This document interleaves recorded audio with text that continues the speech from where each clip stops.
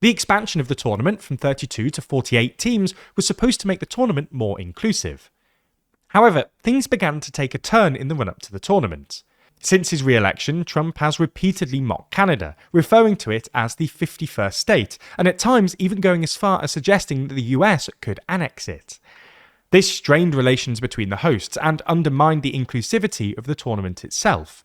Despite this, Infantino continued to cozy up to Trump, and in December 2025 awarded him the newly created FIFA Peace Prize. Mere weeks later, the US kidnapped the Venezuelan leader Nicolas Maduro and then started its war against Iran. This undermined Infantino and raised interesting questions about how the US might approach hosting Iran in the tournament.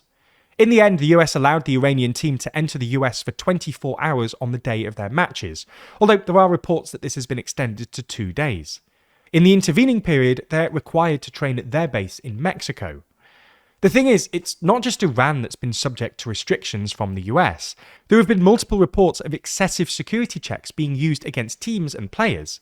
The Uzbekistan players, for instance, were subjected to drug sniffer dogs and metal detectors when they first arrived at their training venue in New York.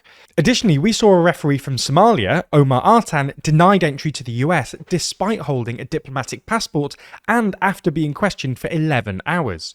On top of this, we've seen fans have their US travel permits revoked days before heading to the tournament, despite previously being approved. With flights, accommodation, and match tickets paid for, this decision meant that fans not only lost out on seeing their team in the World Cup, but also lost them significant sums of money.